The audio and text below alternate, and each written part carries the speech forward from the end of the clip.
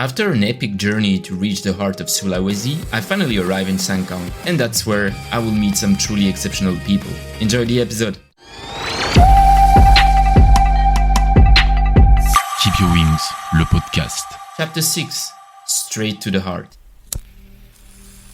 Cigarette dangling from his lips, messy hair, bare feet on the wooden floor, Wayan sits on a raised platform. As usual, he doesn't really know what to do with himself, so he hangs out with his friend to play cards.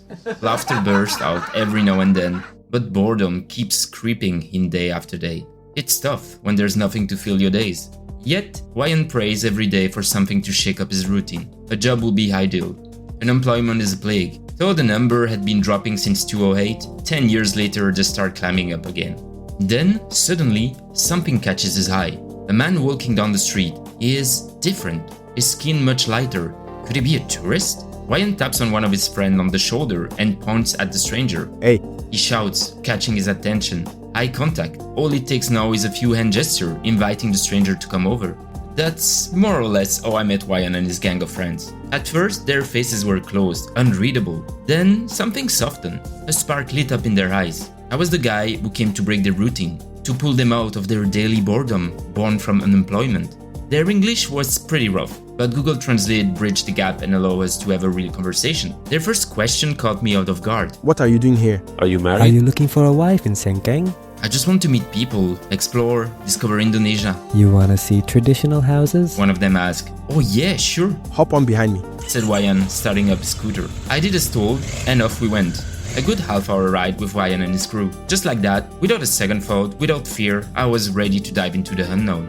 Once there, they show me every hidden corner of those houses. The carvings on the ceiling, the traditional symbol, explaining their meaning, all thanks to my phone's translator. Without it, I'll never be able to connect with them so deeply. It was a genuine moment of sharing. The five of us were outside of our daily lives. Meeting the other, the foreigner, can be unsettling, but in this case it was pure joy. We chat about everything and nothing, using gesture, sound and miming to make ourselves understood. People around were surprised to see a bule freely walking among them, yet everyone was friendly. I was amused to see people coming up to my friend, pointing at me. They want to take a photo with you. Wayan leaned in to explain. I smile and agree without hesitation. It's still a bit strange being the reason for a snapshot, but since my time in Taiwan, I've stopped seeing it as something negative. And the rest of the day kept bringing little surprise like that. We hit the road again, my new friend now suggesting a visit to a more remote village. I imagined some wild tribe living in the jungle, but of course that wasn't the case. Some clichés still cling to me, even after months of travel. It was simply a community living outside the town center, rarely mingling with the crowd. The road was bumpy as hell. I bounced around on the motorbike seat, my back sore, joint aching, praying for a stop. My wish came true a few minutes later as we pulled over in a dusty street scattered with gravel and big stones. A woman sitting on a wooden balcony waved at us and began speaking to my friends in Bahasa Indonesia. She wants to invite you in for coffee or tea. Wayan explained. Oh, that's wonderful. What kind of her? I replied. We all stepped inside under the curious gaze of three kids. Shafira, the lady of the house, lived there with her mother and three children. Her face radiated kindness, and her smile lit up the room. She made me sit on the floor and asked my friends to do the same. Her home, also wooden and built on stilts, had a central room where we all gathered. Shafira and her mother brought us cookies, cups, candies, and other Indonesian sweets. We took turns between Google Translate, my friend and our host, exchanging stories about our lives. Why I came to Sulawesi, my photo on Indonesia, and how mutual help seemed to be fading from today's society. I have to admit, Indonesian hospitality is truly heartfelt. Once you step away from the tourist zone, interaction change completely. They're no longer driven by money. I didn't feel in debt or expect to pay for that moment. It was born from pure shared curiosity. I wasn't sightseeing, I was discovering the town at my own pace, through the eyes of locals. No landscape could have compared to what I experienced right then. Before leaving, Shafira insists on taking a photo with her family. We will show it to all our friends. She told Wayan proudly. Now, we have a new friend from outside Indonesia. She said with joy. I thanked her sincerely before we rode back towards Sengkang. Once there, Wayan invited me to hang out again that evening. I happily agreed, promising to bring snacks and drinks. Of course, since my new friend were all Muslim, alcohol was off the table.